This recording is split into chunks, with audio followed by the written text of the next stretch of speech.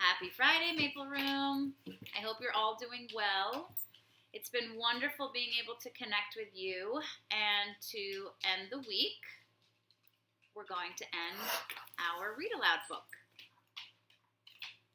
Norman is very excited about it. So let's finish Redwall. Chapter 14. The light of dawn began to appear in the sky. The sun's rays tinged the sandstone walls to a dull pink and clouded red. Dew was upon the late rose.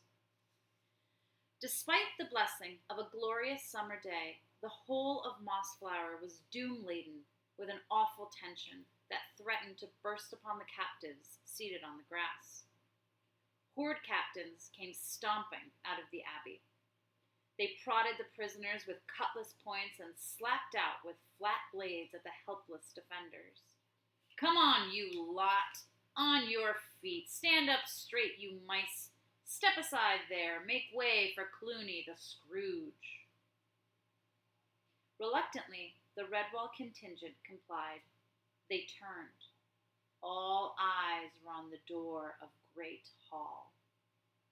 The silence was broken as the door slammed back upon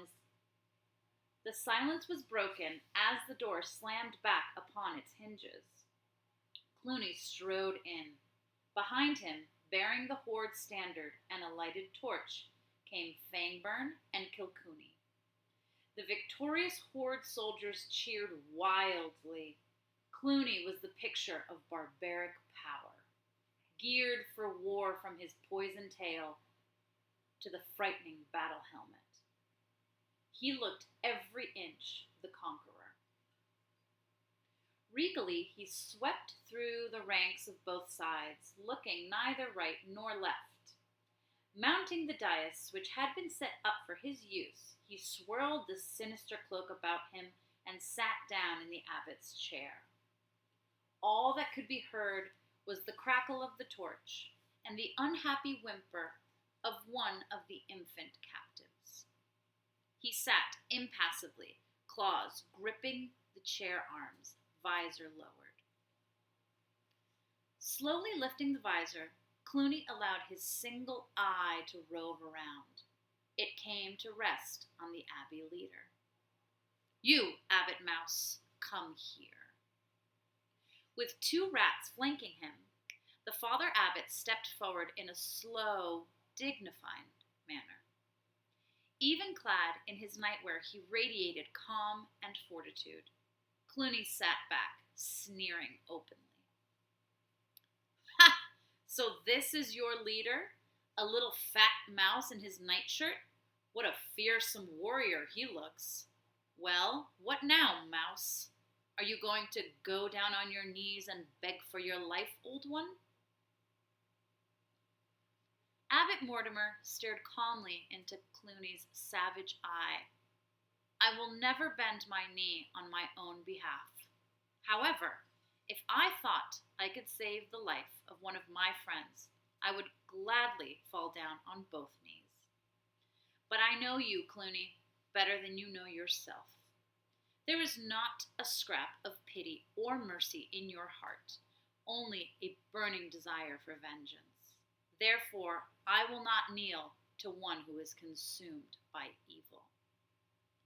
Clooney sprang to his feet, trembling with rage. "Kneel to me, mouse, or I will kill you," he stormed. Angry growls and the rending of grass from beneath the net on the ground heralded Constance's awakening. She began to heave and push. The net started to work loose. She called out to Clooney in a gruff, insulting voice. "Hey, you scruffy, one-eyed vermin! Remove this net and face me alone. We'll see who ends up on their knees."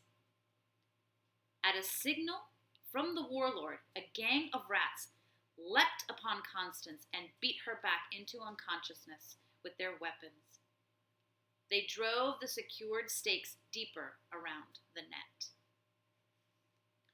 Basil Staghair kicked out at them. When he had driven the rats off, he faced Clooney boldly. You, sir, are not fit to command any creature.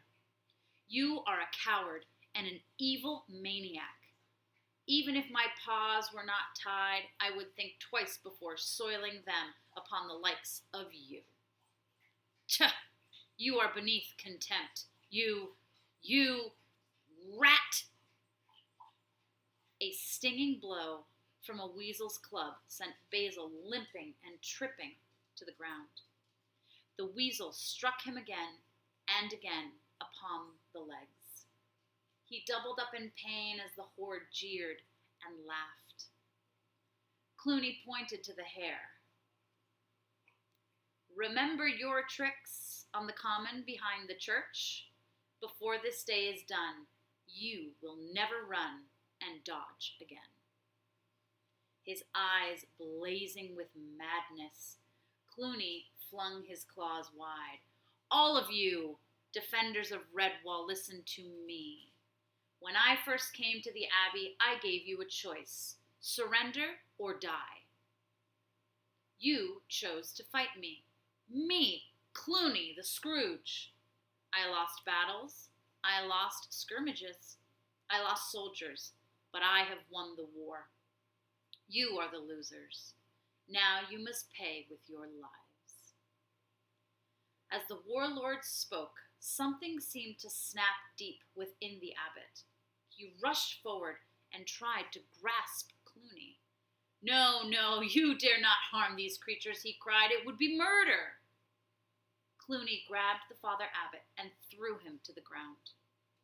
Lashing the frail figure with his poison-barbed tail, he shouted, Who are you to tell me what to do? There is only one law, my word. There is no one to stop me, not badgers or hares or otters or mice. I will kill you all. Kill, kill, kill. Suddenly, a thunderous voice was heard. Clooney the Scrooge, I have come to settle with you. A gasp arose from the crowd. Clooney's tail fell from his grasp as both victors and vanquished turned towards the abbey whence the voice had issued. There, in the open doorway of Great Hall, stood the warrior mouse. It was as if he had stepped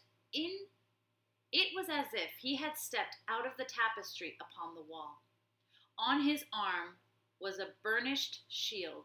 At his waist was a sword belt of black leather and silver. From the scabbard at his side he drew forth a mighty sword. Clooney's voice shook as he addressed the nightmare visitor. Who are you? The warrior stepped forward into the daylight. Sun rays glinted diamond-like off his sword. I am that is. Unable to take his eyes from the warrior, Clooney stumbled backwards. He cowered behind the abbot's chair, his mouth working convulsively. You are something out of my dreams. Go away. I'm not asleep. The warrior mouse strode out into the crowd. He pointed his blade at the quivering warlord. I am that is. Martin, Matthias, call me what you will.